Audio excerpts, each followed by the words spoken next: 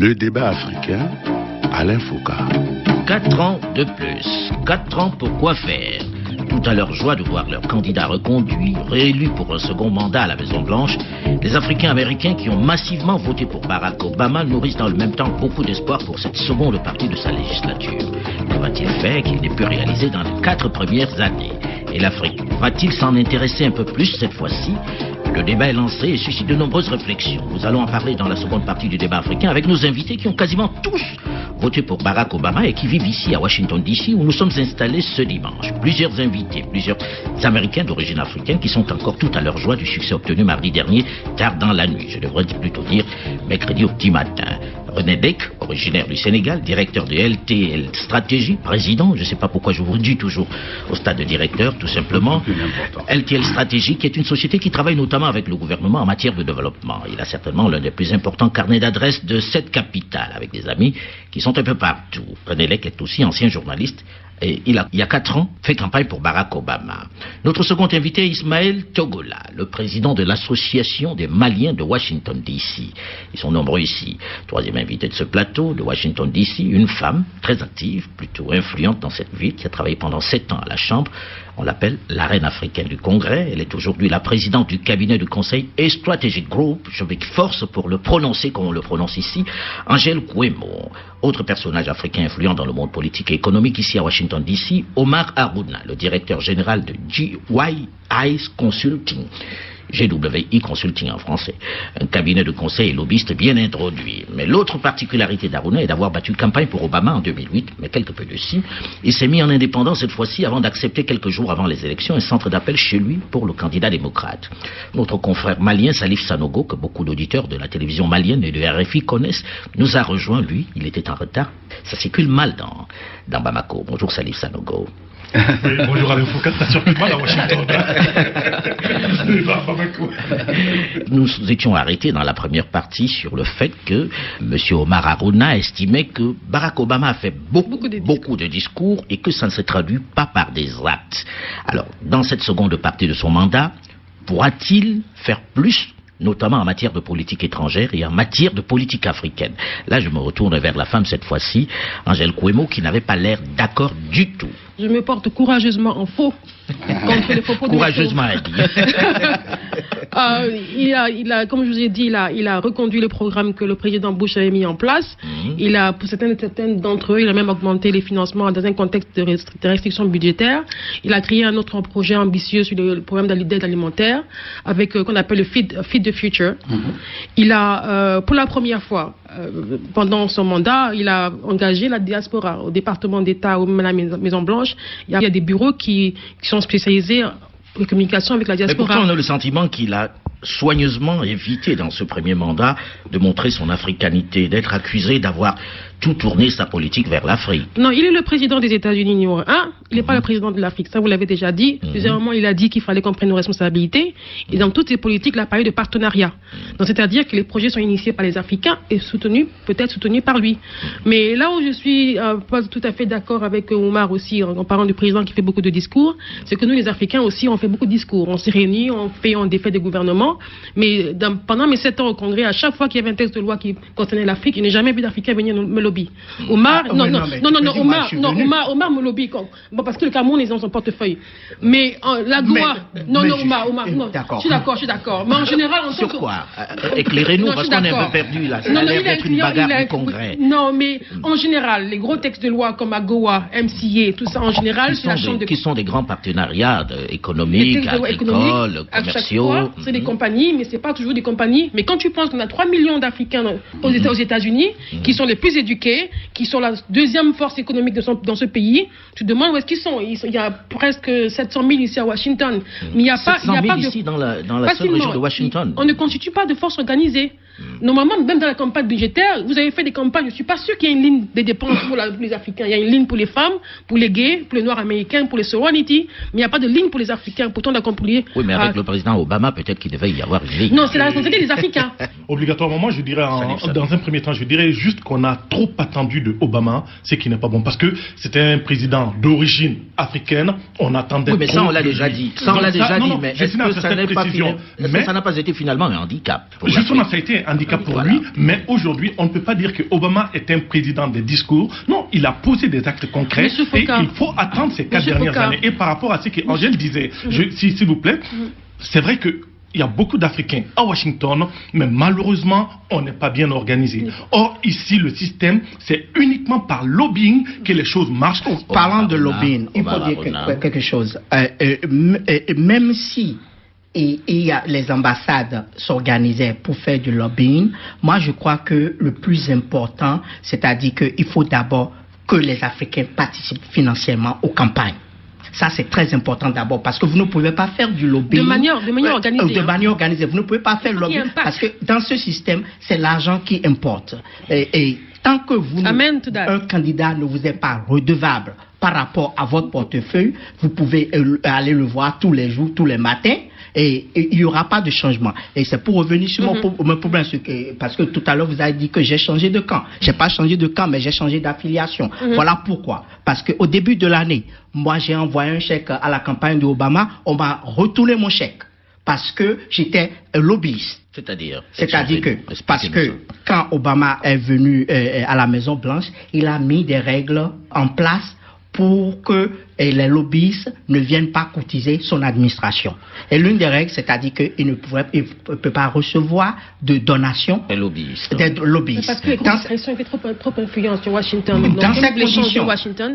Dans ces conditions, quand vous avez déjà cette attitude qui ne vous permet pas d'être ouvert par rapport aux groupes de pression, encore qu'il y a des groupes de pression qui peuvent l'obliger, une minorité comme les Africains, vous voyez qu'on se retrouve dans des situations un peu délicates. Par rapport à notre... Pour finir ça, je vais tout simplement dire que ça c'est mon ancien patron, M. Roy, je dis souvent, nous, les Africains des États-Unis, nous allons être jugés, pas pour ce que M. Obama aura fait, ce que nous on aura fait pendant l'ère de Barack Obama. Ça c'est clair. Ça va durer 4 ans, 8 ans. C'est-à-dire que la balle est dans votre camp. Dans notre camp.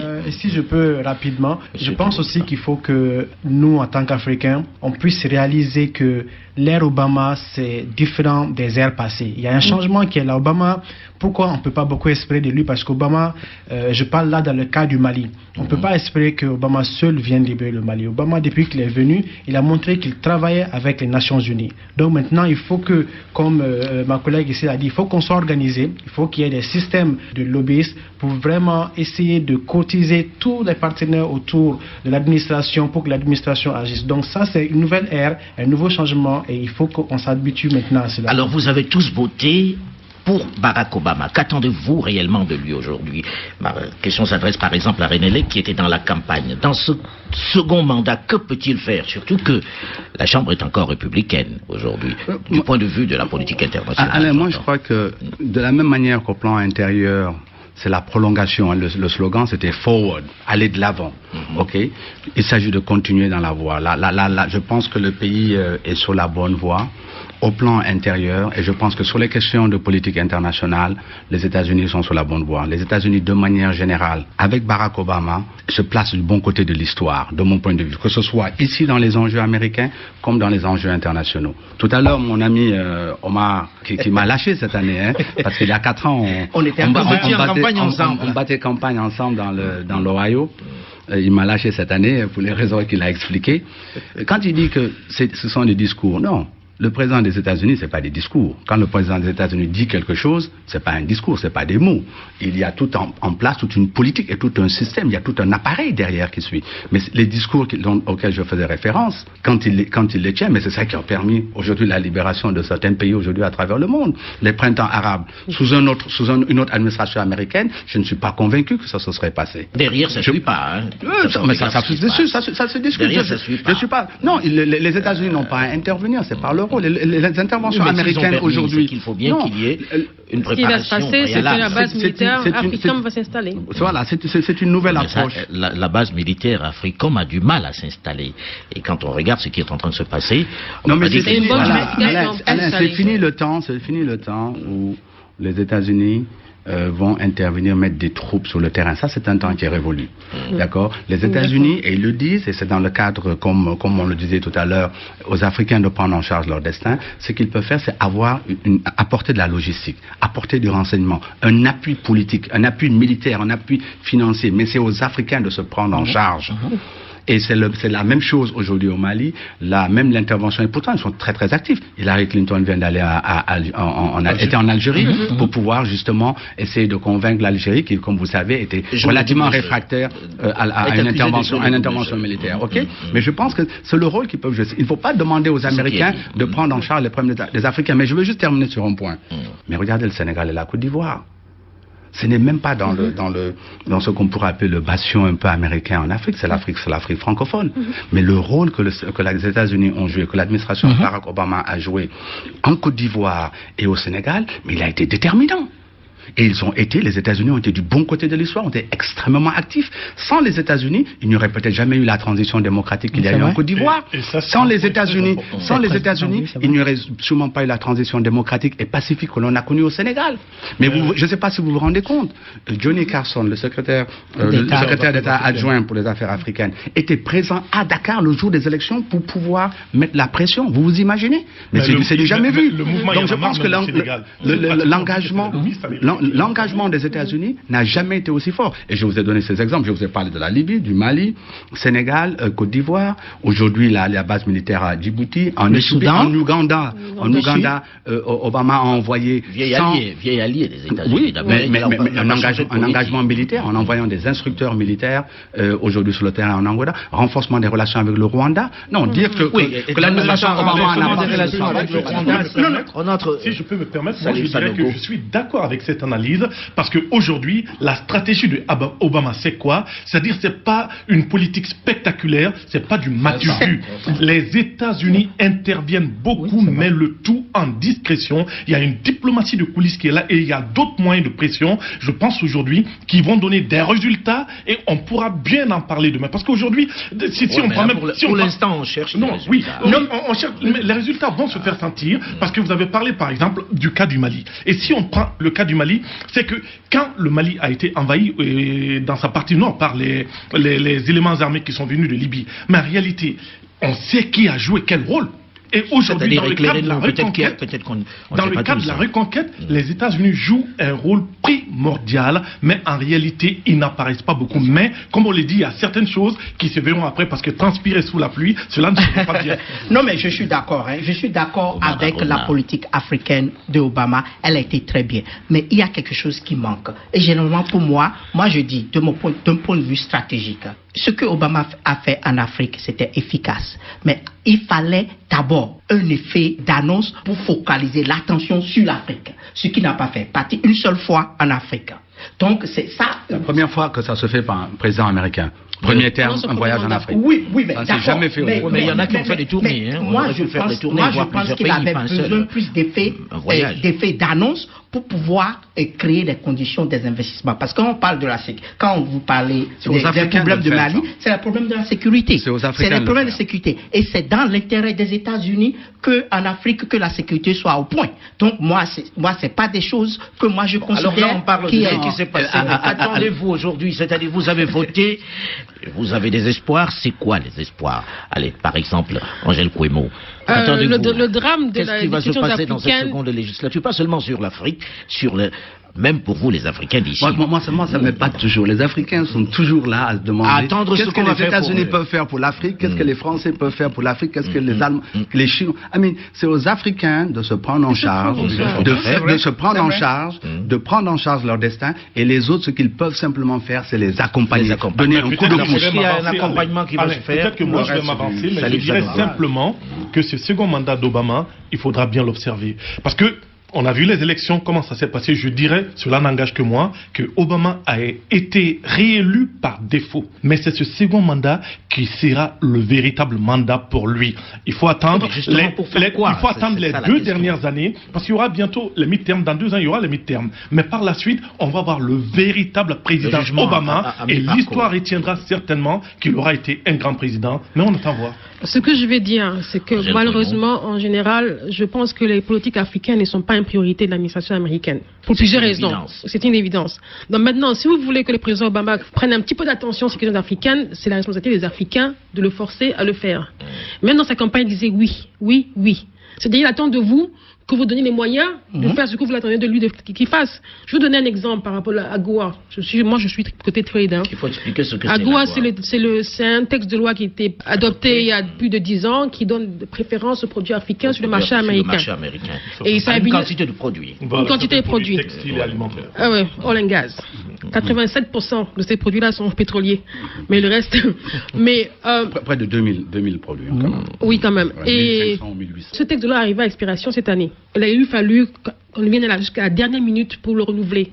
Ce qui n'est, je ne vais pas dire inacceptable de la part des États-Unis, mais c'est resté plus ou moins en suspens au Congrès à cause des batailles politiques internes. En conséquence, je pense que aussi à cause de ce que vous disiez tout à l'heure, c'est-à-dire que les Africains eux-mêmes n'ayant pas les moyens de pression comme il fallait le faire depuis le début. C'était les groupes de pression, les chambres de commerce, tout ça, mais l'Afrique, la diaspora ne s'est pas ressentie dans ce processus-là. Et je pense que là, c'est une erreur de notre part. En conséquence, on a perdu presque 300 000 emplois dans l'industrie textile en Afrique. 300 000 emplois. 300 000 emplois.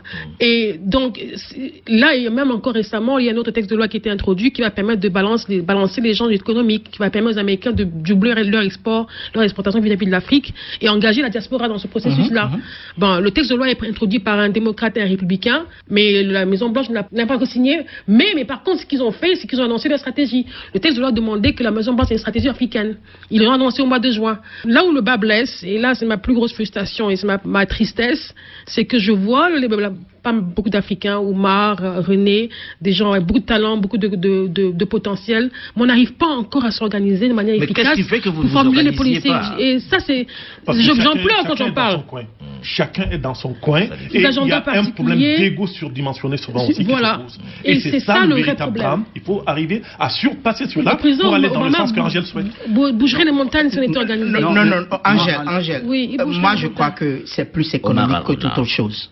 Et, enfin, ça fait comme ça, des années que je fais ce travail-là. C'est plus économique que toute autre chose. Moi, en tant que lobbyiste, si vous venez me voir sur un sujet qui n'a pas d'importance économique pour la communauté ou moi-même, ou ce que vous voulez faire, c'est plus difficile de se concentrer dessus. Donc ça, c'est déjà ça. Et puis pour repartir plus loin, et puis il y a beaucoup de questions sur l'Afrique, la Somalie, le Mali, l'économie, c'est compliqué. Oui, mais je crois qu'on peut faire beaucoup. Déjà, l'essentiel, c'est de se dire que, voilà, il ne faut pas juste caresser les gens dans le sens du poil. Obama, ce n'est pas nous, moi de mon point de vue, je n'attends pas qu'il fasse quelque chose. Moi, il faut qu'on utilise ce moment pour pousser notre agenda. Obama. Parce que vous avez vu pendant les débats, quand on parle d'Israël, Obama, je ne crois pas vraiment qu'il est complètement dans la position qu'il a démontrée sur Israël, mais il était obligé de le faire. Donc il manque de moyens de pression. On n'a pas de groupe de pression. C'est ça que moi j'ai décidé. Il manque de groupe de pression. Les choses. Si je prends juste un petit exemple sur le Mali, par exemple, Johnny Carson a été le premier officiel occidental et même étranger à aller au Mali après le coup d'État. Et cela est très important. Oui, mais pourquoi Johnny Carson? C'est ce qui a permis un déblocage. Pourquoi pas Hillary? Mais non, ça a permis un déblocage parce que déjà, une personnalité de son rang arrivait et ça a permis un déblocage. Nous arrivons malheureusement au terme de ce débat en direct de Washington qui ouvre une nouvelle ère. Il y a beaucoup de choses à dire et c'est très passionné et passionnel. Nous reviendrons probablement dans quelques années pour voir si vos espoirs ont été satisfaits et s'il a été un bon ou un mauvais président, n'est-ce pas? Je rappelle que nous avions sur ce plateau René Lake, le président et directeur général de LTL Stratégie, important cabinet de conseil ici à Washington, Ismaël Togola, le président de l'association des Maliens de Washington DC, Omar Harouna, le directeur général de GWI Consulting, je ne vais pas dire ça en anglais, un autre cabinet de conseil et de lobbying, Angèle Kouemo, la reine africaine du Congrès, surnom qui lui vient des années passées à la Chambre, et Salif Sanogo, notre confrère qui travaille désormais à l'ambassade du Mali à Washington DC. Merci monsieur d'avoir accepté de participer à ce magazine. Delphine Michaud, Olivier Raoul et Alain Foucault, nous vous donnons rendez-vous la semaine prochaine, même heure, même fréquence, pour un autre débat africain. Mais en attendant, vous pouvez nous retrouver sur la page Facebook ou Twitter de l'émission Le Débat Africain.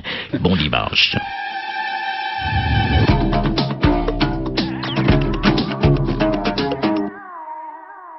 Ce magazine vous a été proposé par le groupe NCA, Assurance et Banque, présent dans 11 pays d'Afrique subsaharienne.